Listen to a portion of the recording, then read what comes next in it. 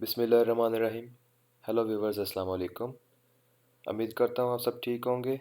और आज हम बहरिया यूनिवर्सिटी चाहे इस्लामाबाद की हो, चाहे लाहौर की हो, चाहे कराची की हो, चाहे कोई भी कैंपस हो, उसके बीएस लेवल के एडमिशन इंटरव्यूज़ जो होते हैं उनको आज डिस्कस करेंगे। तो विदाउट वेस्टिंग एनी टाइम, अब एक्चुअली मैं आपको बता दूं, मुझे बहुत सारे इंस्टाग्राम पे मैसेजेस और ईमेल्स आई हुई थी मेरी मेल पे कि सर काइंडली इंटरव्यूज से रिलेटेड वीडियोस बना दें। काफ़ी परेशान हैं हम। तो परेशान होने की ज़रूरत नहीं है आप लोगों को। बहुत नॉर्मल सा इंटरव्यू होता है बैरी यूनिवर्सिटी का। तो without wasting any time we need to start focus on first question, which is introduction. Introduction आप किसी भी जगह पे चले जाएं, चाहे आप किसी जॉब के लिए जाएं, यूनिवर्सिटीज़ एडमिशन्स के लिए जाएं, या किसी भी जगह पे जाएं, इंट्रोडक्शन हमेशा आपसे करवाया जाता है। Introduce yourself. यहाँ पे मैंने एक स्ट्रक्चर सा बनाया हुआ है। फॉर एग्जांपल, आप अपना इंट्रोडक्शन इस तरीके से भी करवा सकते हैं। जैसे my name is Hamza Hamza, यहाँ पे आप अपना नाम ले दें। सन ऑफ बिलाल बिलाल, यहाँ पे अपने फादर का नाम लिख दें। आगे my father is retired SI, sub inspector, SHO और डीएसपी फ्रॉम पुलिस। आप कुछ भी लिख सकते हैं। Let's suppose your father is a businessman, then you can say my father is a businessman. So Age, basically I am from Sahiwal, and you can say different where you are actually live. Let's suppose you born in Sialkot, then you can say that I am from Sialkot, and currently I am living in Islamabad. और currently अगर आप सियालकोट में ही रह रहे हैं तो आप उन्हें फिर यही बता सकते हैं कि currently I am also living in Islamabad, oh sorry Sialkot.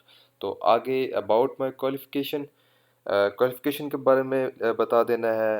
Let's suppose I did matric from ABC school, जिस स्कूल से की होगी इन 2018, जिस साल ईयर में की होगी, एंड सिक्योर्ड 70% मार्क्स जितने भी किए होंगे अपने।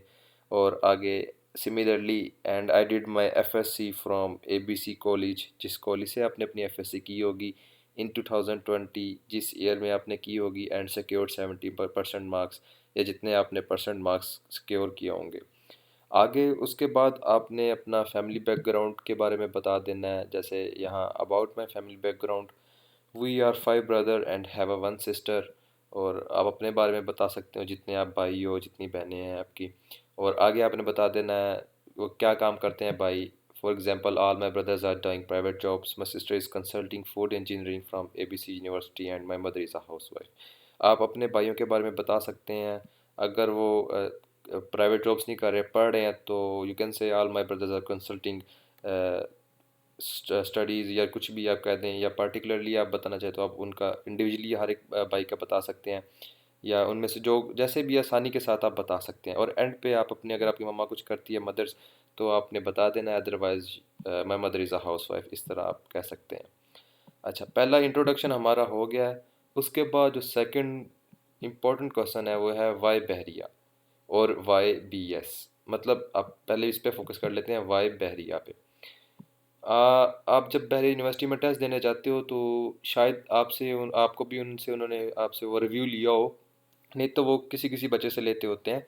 वो एक पेपर देते हैं, पूछते होते हैं कि आपने बैरिया यूनिवर्सिटी के बारे में कहाँ से सुना, आपको किसने कहा इधर एडमिशन लेने का, आपने न्यूज़ में देखा, या एक अखबार में पढ़ा, या कहाँ से आपको पता चला। या उसके उसके नीचे आपसे वो सजेशन मांग रहे होते हैं कि आपको बैरिया यूनिवर्सिटी का इन्वायरमेंट कैसा लगा, फैकल्टी मेंबर का बिहेव कैसा लगा, और आपको ओवरऑल यूनिवर्सिटी कैसी लगी। तो इसी तरह आप उनको कह सकते हो कि बैरिया यूनिवर्सिटी इसलिए मैं आना चाहता हूँ क्योंकि यहाँ का इन्वायरमेंट बहुत अच्छा है, फैकल्टी मेंबर बहुत अच्छी है। और बता सकते हो, अगर आपका कोई दोस्त भाई यहाँ से पढ़ा हुआ हो, या किसी के पास एक्सपीरियंस हो, तो बता सकते हो कि मुझे आइडिया है कि इस यूनिवर्सिटी की स्टडी बहुत अच्छी है। One of my brother is graduated from this university, या यू कैन से, अगर आपको कुछ मतलब है आपके पास एक्सपीरियंस तो ये क्वेश्चन आपका भी ये भी सॉल्व हो जाएगा। आप इन्वायरमेंट की बात कर देंगे, या फैकल्टी मेंबर की कोऑपरेशन की बात कर देंगे, ओवरऑल बात कर देंगे, तो ये आपसे वो मज़ीद क्वेश्चन ही करेंगे। अच्छा, अगला क्वेश्चन हमारा है why B S. B S ही क्यों, मतलब क्वेश्चन इस तरह था कि आप फॉर एग्ज़ाम्पल बीबीए करना चाह रहे हैं, बिजनेस एनवायरनमेंट में जाना चाहते हैं, या कोई इंजीनियरिंग करना चाहते हैं, सो वही ही क्यों करना चाहते हो और कोई डिग्री क्यों नहीं पढ़ी, इसी को क्यों सिलेक्ट किया? तो आप अपना एक छोटा सा जवाब तैयार कर सकते हैं उस डिग्री से related. For example, you are going to get admission in BBA, और बीएससीएस करना चाह रहे हैं या आईटी करना चाह रहे हैं, एनी हो बिजनेस एनवायरनमेंट में जाना चाह रहे हैं, तो आप उन्हें बता सकते हैं कि sir I want to become के contact manager in multinational company, या you can say I want to become spokesperson of company जो कंपनी को रिप्रेजेंट करता है, या ह्यूमन रिसोर्स कह सकते हो। उस डिग्री से रिलेटेड कोई जॉब बता सकते हो, और मल्टीनेशनल कंपनी का बता दो अगर ज़्यादा मतलब एमली आप जाना चाहते हो, तो ये भी आपका क्वेश्चन सॉल्व हो जाएगा। The third one is aim in life. ये इतना ज़्यादा नहीं पूछते, लेकिन अक्सर औकात पूछ लेते होते हैं कि आपका एम क्या है। तो अगर आपको ये पहले आपसे ये क्वेश्चन हो जाए वाई बी एस, तो फिर आपसे ये वाला नहीं पूछा जाएगा। अगर आपसे ये एम इन लाइफ पूछा जाएगा तो उनका जवाब मिल जाएगा दूसरे का भी। आपने मतलब जो डिग्री से रिलेटेड आपने अपना एम सेलेक्ट करना है। जैसे मैंने आपसे कहा था कि अगर आप सी एस कर रहे हैं तो कॉन्टैक्ट मैनेजर, या कोई भी किसी ऑर्गेनाइजेशन में जो एक स्पेसिफिक डिग्री होती है जिसमें आप स्पेशलाइजेशन करना चाहते हैं, वो उनको बता दो कि सर ये मैं पढ़ना चाहता हूँ, ये मैं बनना चाहता हूँ। इससे आगे आपसे कोई क्वेश्चन नहीं होगा। अच्छा जी, अगला क्वेश्चन है फेवरेट पर्सनैलिटी। फेवरेट पर्सनैलिटी हमेशा अपने फैमिली मेम्बर्स में से किसी एक को सिलेक्ट कर लेना चाहिए। अगर आप टू बीइंग अ मुस्लिम, हमारी फेवरेट पर्सनैलिटी हज़रत मोहम्मद सल्लल्लाहु अलैहि वसल्लम ही रहेगी, और जो क्रिश्चियंस हैं वो उनकी फेवरेट पर्सनैलिटी हज़रत ईसा ही रहेगी। तो लेकिन हमें ये वो तो रहनी ही रहनी है, उससे हट के हमें अपनी फेवरेट पर्सनैलिटी बतानी होती है। अगर हम हज़रत मोहम्मद सल्लल्लाहु अलैहि वसल्लम के बारे में बताएंगे तो इंटरव्यूअर हज़रत मोहम्मद सल्लल्लाहु अलैहि वसल्लम के बारे में आपसे बहुत सारे questions, a bundle of questions he will ask. So आपने, अगर आप अपनी फेवरेट पर्सनैलिटी में अपने भाई बहन या अपने फादर या मदर को बना रहे हो, तो आप अपने भाई बहन या फादर और मदर के बारे में ही जानते हो। इंटरव्यूअर आपके पेरेंट्स या आपके सिबलिंग्स के बारे में कुछ नहीं जानता, तो आप अपनी तरफ से भी कुछ बता सकते हो, छोड़ सकते हो बातें। तो फेवरेट पर्सनैलिटी में हमेशा अपने पेरेंट्स या अपनी फैमिली मेम्बर्स को किसी एक को सिलेक्ट कर लें। ये क्वेश्चन भी सॉल्व हो जाता है, इससे मज़ीद नहीं इतना कोई डिस्कशन होती इस क्वेश्चन पे। उसके बाद फादर इनकम सोर्सेज, इसमें बस वो ये चेक करना चाह रहे होते हैं कि एडमिशन तो एक्चुअली आपका 90% डन हो चुका होता है, आपने टेस्ट क्लियर कर लिया, बस इंटरव्यू एक फॉर्मेलिटी होती है बहरिया यूनिवर्सिटी की, और यूजुअली ये स्टूडेंट्स ले रहे होते हैं इंटरव्यू आपका। ज़्यादा परेशान होने की ज़रूरत नहीं होती, वो आपसे मजाक भी कर सकते हैं, थोड़ा सा भी परेशान कर सकते हैं हल्का फुल्का।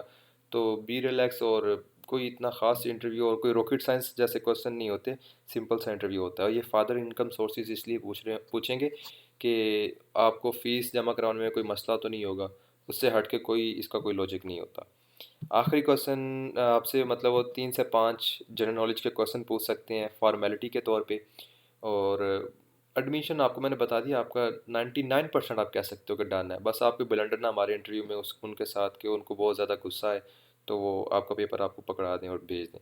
बाकी अगर आप आराम से बैठे हैं, आपसे 5 जनरल नॉलेज पूछे जाते हैं, 5-6 क्वेश्चन पूछे जाते हैं, आपको किसी का भी नहीं आता तब भी कोई मसला नहीं होता। लेकिन फिर भी मैं आपको बता देता हूँ, ये जो 3 से 5 जनरल नॉलेज के क्वेश्चन पूछेंगे, ये मोस्टली यही होते हैं, कंट्रीज़, कैपिटल एंड करेंसीज।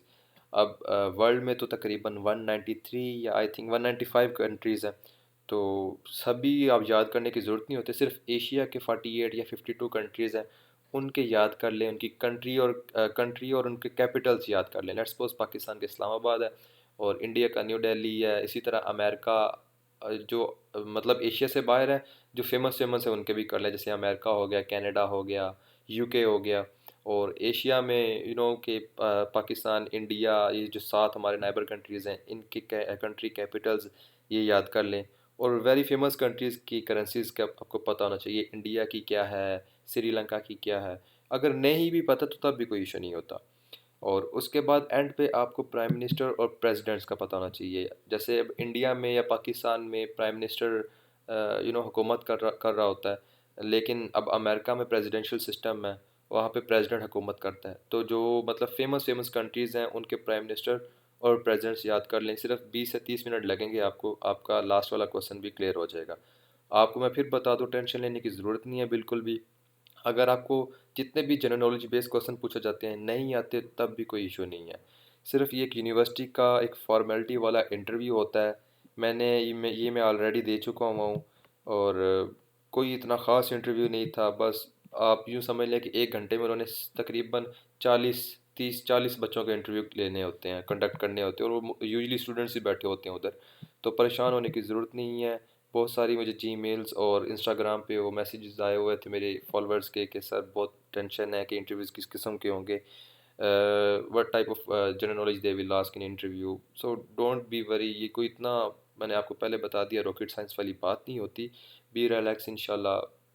और आपने तो एडमिशन अल्हम्दुलिल्लाह ले चुके हैं। Many many congratulation. अभी से ही आपका एडमिशन हो चुका है।